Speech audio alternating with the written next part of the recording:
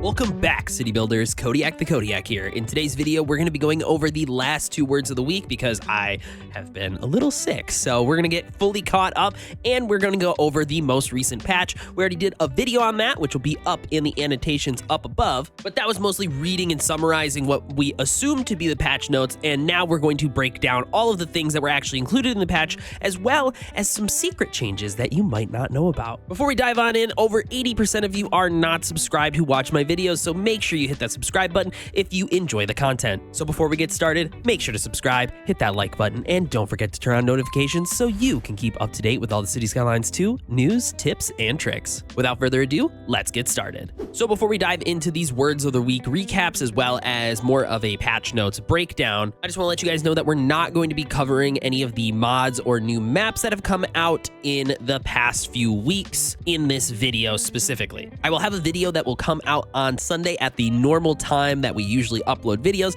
that will just cover mods and maps this Sunday. I did this to make sure that I can get everything out to you guys in a timely fashion, and I think breaking it up, just being that I'm a little behind, will kind of make up for that and really make these videos a lot more content dense. Last thing before we actually dive into the word of the week, I now also do YouTube live streams here on the channel. You can go to the live tab. The last time we tried to play Pal World along with City Skylines, I'm still not really too sure how to YouTube live stream yet, or how to like change games when you need to, so we're still learning over there. But if that ever interests you guys, please make sure to click on in and say hello. Now that all of that is out of the way, let's dive into the 2 weeks ago word of the week. This is like the last one where they're talking kind of directly to us about the future of the game, and they also kind of go into detail about what the patching process is like. This came out on January 29th, so this is week 10, and as usual, I went through and highlighted all of the important bits.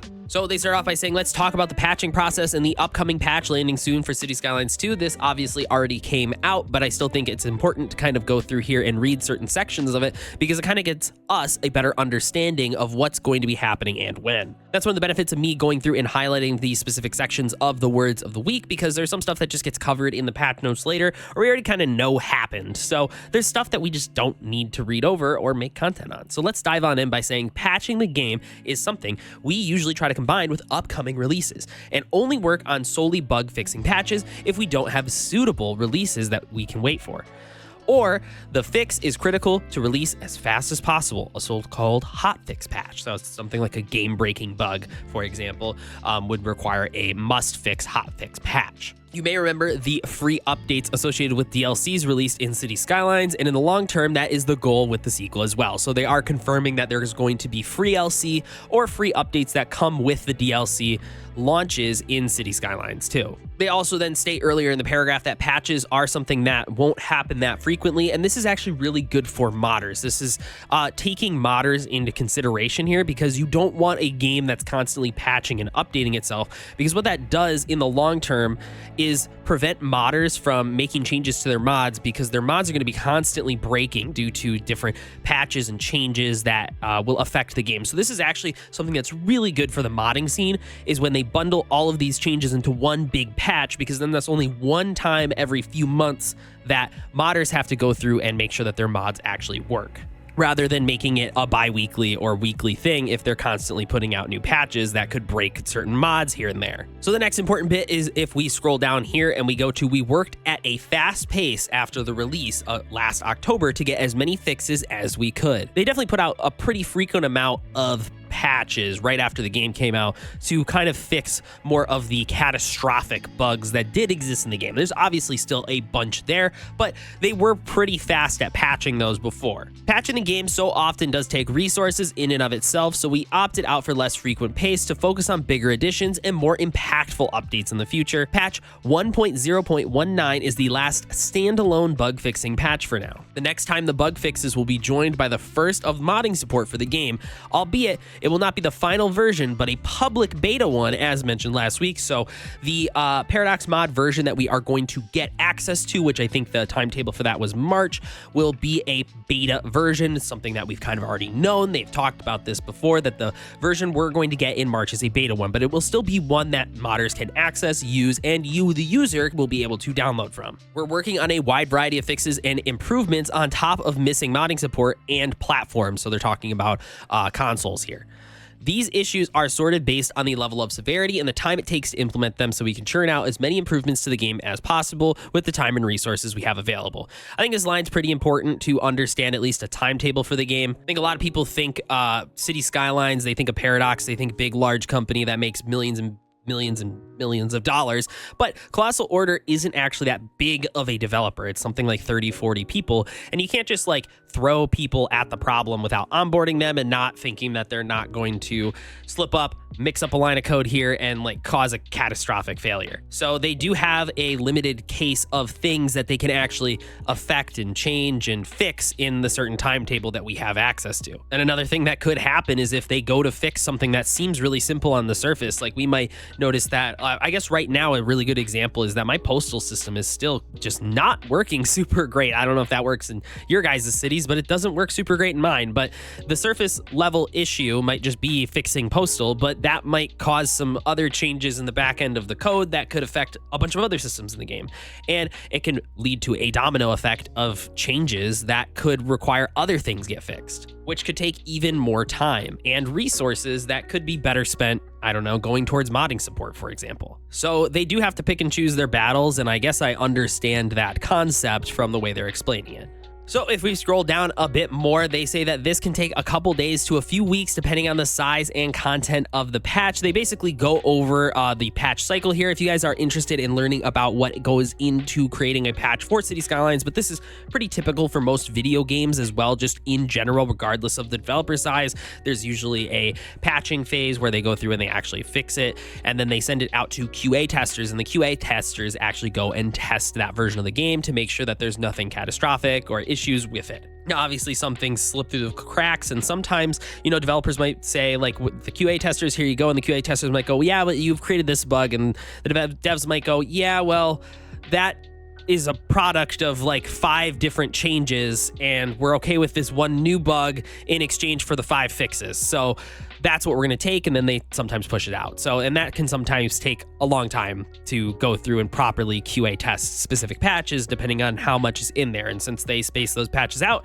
that's kind of how that ends up. They then also say the release is always aimed so that we wouldn't be right before the weekend, just to make sure that if there's any issues that occur, the public release, then there is a team available to check it out. So basically, if there's a catastrophic bug that's like corrupting saves or something crazy like that, that slips past the QA phase or just breaks an entire system of the game, they can at least issue out a hot fix really rapidly after that fixes the issues, which makes sense. This is, again, very typical. So again, this kind of goes through that entire process here. I didn't highlight a lot of it because I think a lot of this is on a need-to-know basis. If you're really interested in this, this is in the description down below, but it does kind of help you understand, at least up here in this paragraph, what patching processes look like. The rest of this is basically talking about the patch, which we're going to dive into after that, but I would like to say here at the end, the devs at Colossal Order are fully focused on improving City Skylines 2 further after patch 1.0.19 is out.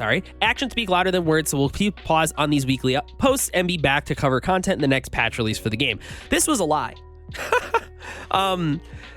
Yeah, this was not true. They ended up putting out another word of the week, and they said that they're going to continue putting out words of the week. Now, we can speculate as to why they're continuing to put them out. Did people actually want more words of the week? Was it Paradox reaching down and saying, hey, no, you need to put out these words of the week? I don't know why, and I think we can all speculate as to why.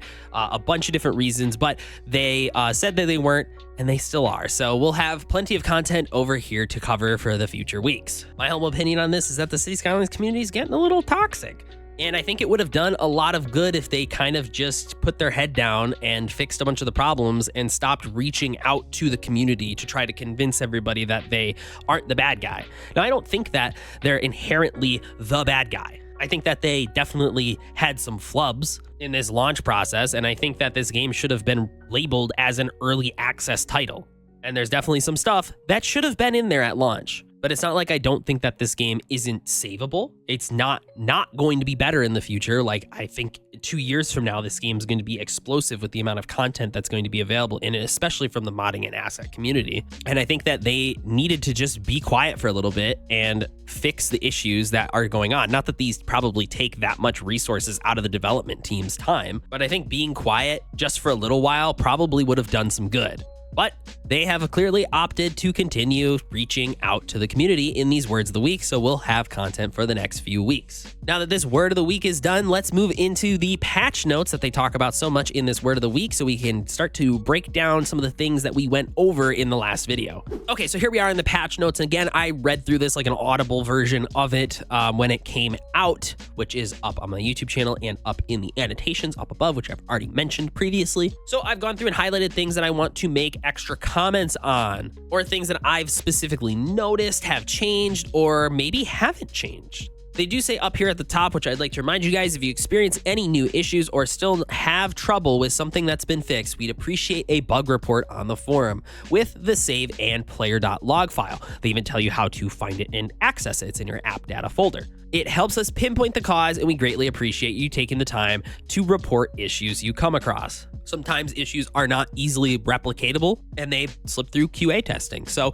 really important that you guys do that if you actually want a better game. Now down below here in gameplay, I've gone through and highlighted a few things. So fix warehouses not leveling up. I have noticed this is actually working and it has improved my industrial areas quite a lot. And by improved, I mean it is preventing a lot of them from like moving away and decaying. I was having industrial storage buildings just constantly moving out and going abandoned, and with this I believe them allowing them to at least level up, I don't have as many warehouses of the same resource throughout my city now, and they're not abandoning as quickly anymore as resources fluctuate and needs and demands change. So that's a good fix. Fix an issue where building an extra incinerator furnace upgrade to incinerator plant will cause the incinerator plant to produce less electricity. I saw some people in the YouTube comments saying that this actually didn't change.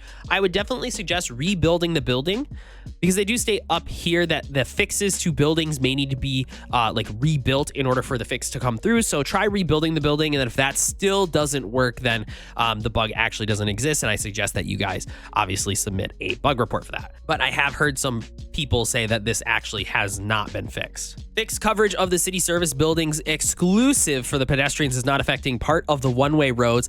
I don't know what this means. Do you guys know what this means? Can somebody please tell me down in the comments what this means? Because I don't know what this means. I feel like it's been like almost a week now since this update dropped, and I still have no idea what this means. So please let me know down in the comments if you do.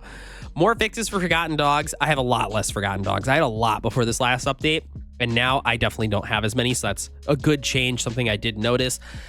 Statistic fixes and improvements. There is a ton of statistic fixes and improvements. If you go to your statistics tab in your cities and just like let your game run at max speed for like 15 minutes and actually take a look at your graphs, you will see your city completely recalculate how it's balancing everything in terms of resources. The entire graph for mine, almost every single category like plummeted and then skyrocketed. In some cases, money went ballistic. Just there's a ton of stuff in terms of statistic fixes and improvements on my statistics tab. So make sure to look in there if you think stuff wasn't working before and you weren't really using the statistics tab. Now it should be working in almost every category except I think for hotels. Hotels and hotel room stuff still is not working for me, but otherwise everything is like actually tracking now, which is great. Land value improvements. There's a bunch of changes to land value in industrial areas that are affected by ground pollution, and the industry company's profitability value will actually affect the land value of the areas as well. So that's just an important change to how land value works. Adjust the teens and children's spawn rate to balance lack of teens in education, and adjust the enter probability to allow more teens to enter high school. This is a big one. I have seen like this decimate one of my cities. My elementary schools are chock full of kids because of the children's spawn rate. I think I have just way more children in my cities now, and my elementary schools are chock full, and I'm noticing a lot more teens going to high school now as well. So that's a big thumbs up change. Cargo station pathfinding update to reduce traffic jams when accessing the building. Yeah, they also just fixed cargo stations for me. If your cargo stations don't work still, like if you weren't able to export or if like certain things weren't working, try rebuilding it. All of my cargo stations are working now. They're exporting goods, they're importing goods, things are being shipped and sent from them. They're not just using it as a storage facility and a place to import goods. Like they're actually using it now. So huge change, big fix, very happy with that. Now let's go down to performance here, where they added a school seeker cooldown to avoid many pathfinding queries when the city doesn't have enough schools. So what this was doing was, before, you might have noticed if your schools were actually full, so like you didn't have enough room in, like, let's say your elementary schools, your high schools, your colleges, your universities, it would actually negatively impact your performance because Sims had no cooldown on when they could queue for like entering a school. So they would constantly be putting a query in to say, can I go to the school now? Can I go to the school now? Is there room for me at the school now? And they would just constantly do that, and that would actually put a massive hit on your CPU. So this is a big change that should help people, especially when their cities get a lot bigger. Faster and more stable simulation speed in very large cities. There's just another flat out change to large cities in terms of the simulation. And I've heard from quite a few people that said that the larger cities have seen like a 5 to 10 FPS increase. So that's great. And I've also seen a lot of people, even from my own experience, my larger cities seem like smoother, even though they don't have that much FPS still. They're still at like maybe 40 FPS on my largest city. It still feels better. Like it's a more stable 40 FPS rather than what it was before. So big good changes for that. Graphics, they added snow on imposter trees. Now there's also another big change that came to snow specifically on maps like Mountain Village. Just load into a new game of Mountain Village like before this patch, and you would see those snow lines that would like go off out into the distance. They would be super straight lines, you know? If the snow was on the mountaintops at the edge of the buyable area. I think you guys probably know what I'm talking about. You've definitely seen footage or at least seen it in your game. That no longer happens. It properly renders the snow across all the mountaintops. They didn't talk about that at all in this, but I just wanted to bring that up as we talk about snow on the imposter trees. So this snow on the imposter trees concept here is when you are in game, when you get close to the trees, it's showing the actual tree model. But when you zoom away, they will like shift. The LOD will change and it will shift to what is known as an imposter tree. It's a low poly version of the tree that it puts less stress on your machine as you pull back because there's more of them being loaded in. Those now have snow on them. So now when you zoom out of your city, it doesn't like switch to trees without snow on them, basically, as it was before. Now when you zoom out, it actually has snow on the trees, which is great. That's a good change. Change the outline color and fill color of districts for better visibility, which is great. It's actually a little bit bluer now. It's something you'll probably notice in game. Change the color of mailbox, bus stop markers. Change bus stop and bus line reroute tool icon colors to correspond with the new markers. They basically just change the colors. I think they pop a little bit more. I'm not sure who needed this or who was asking for it. I don't know if this is like an accessibility thing in terms of color blindness or what, but I do like the new colors. I think it looks nice. Fixed bus shelter icon color and default bus line color to be consistent with those icons as well. Fixed visibility distance calculation bug, mostly affecting power cable shadows with certain camera angles. I noticed that I can see the power cables a little bit more clearly even as zooming out. Eventually the LOD takes them away, but they do look a bit more clear now.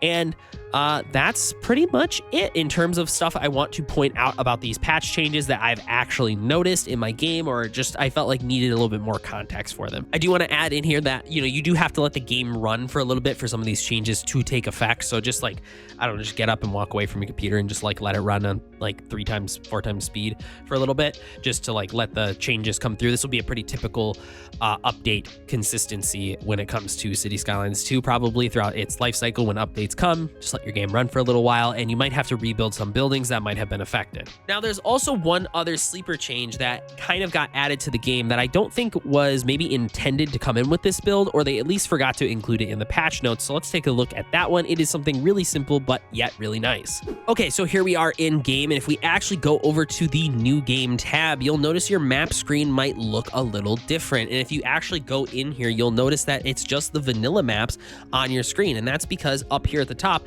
there is now 2 new tabs. So there's default maps and custom maps, where if you click on it, you can go through and take a look at all of the custom maps that are made. Now, this is really good for things like $2.20's River Delta redo map called New Dollarton, because this map is actually named River Delta. So in this way, it just basically allows us to quickly tell the difference between the two, obviously. previously, but just keeping things separate is also really nice too, because now I know which maps are which, and if this one's a vanilla map or if this one's a custom map, because sometimes, like this Glacial Coast map, I thought that was a default map because Sweeping Plains over here has the exact same thumbnail. So anyways, let's actually jump into Mountain Village really quickly so I can show you guys something else. So as I stated previously, with the new update, they did some changes to imposter trees, which we'll take a look at here in a second, but I want to show off the actual snow on the edge of the maps now doesn't just drift off into La La Land. So before, the way it worked was if there was any snow at the edge of the buyable area, which is right here, it would just become a straight line and shift off into the edge of the distance, basically all the way out as far as it could go.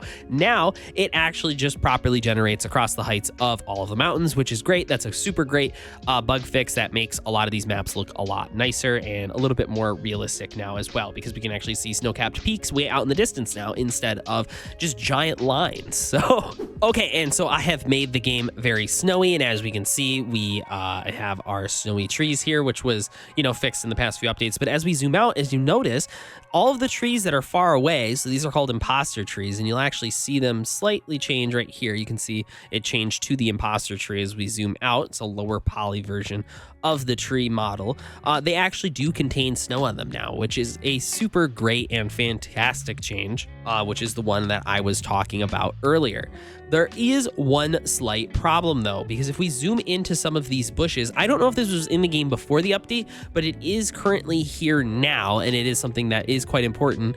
The regular bush models, the imposter models have snow, but the regular bush model loses its snow. It will not get snow on it no matter what.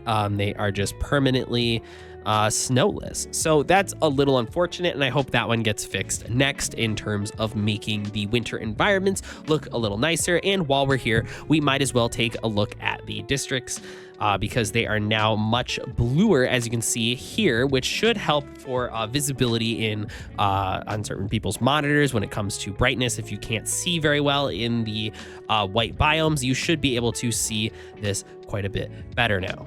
Okay, so here we are at the current word of the week, and this is the one that came out, I guess, yesterday from when I'm recording it, so it came out on February 5th.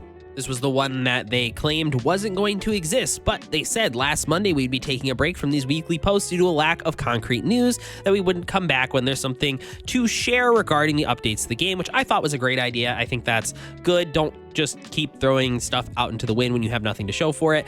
Actually sit down, get some concrete stuff, and then come back to the community and say, okay, here's the stuff that we've listened to and here's the stuff that we've fixed.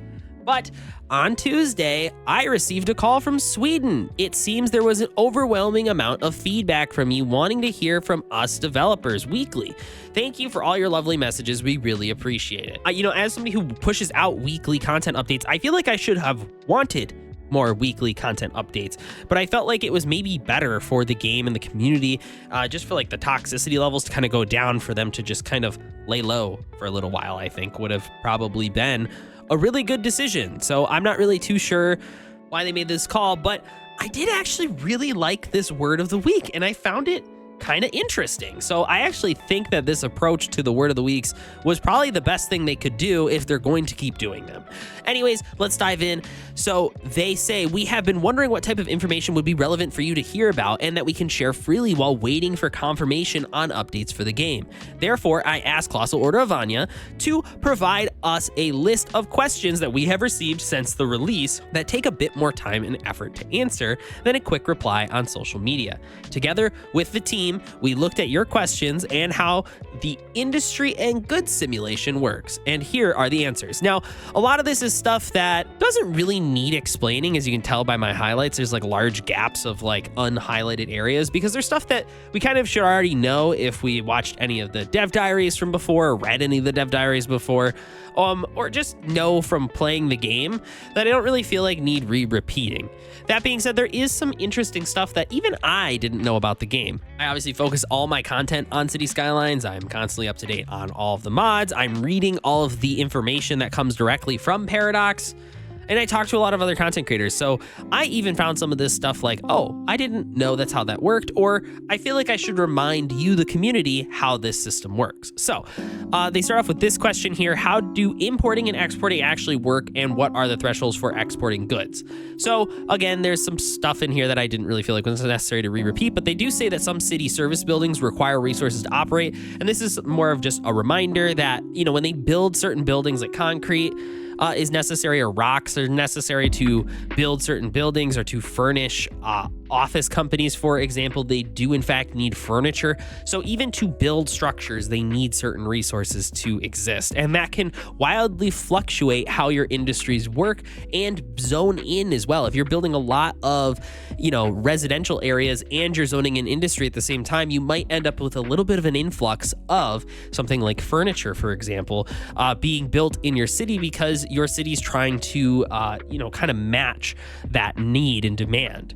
And so your industry could like spiral afterwards because they might not need all that furniture. So something to keep in mind if you want to fine tune your industrial simulation. Additionally, when companies' storage capacity goes under 50%, they start to import from outside connections. So the threshold is 50%. I didn't know that. I didn't know the threshold was 50%. So if the storage for whatever company goes under 50%, that's when they call for an import from somewhere. The next question was, so what is the flow of resources in the city? They go into pretty good detail. I mean, you can just look at this from the production flows in game on how this system works. You can see the production chain, and they go into detail about that here. But again, you can just look in game to see how that works. But I did want to highlight this. Industrial and commercial companies move into the city with starting resources. So they have starting resources when they first move in, while storage companies start empty. That way, new companies don't need to wait for the first resource transportations before they can start operating. So storage companies will immediately start taking in new storageable materials, whether that be from local businesses or external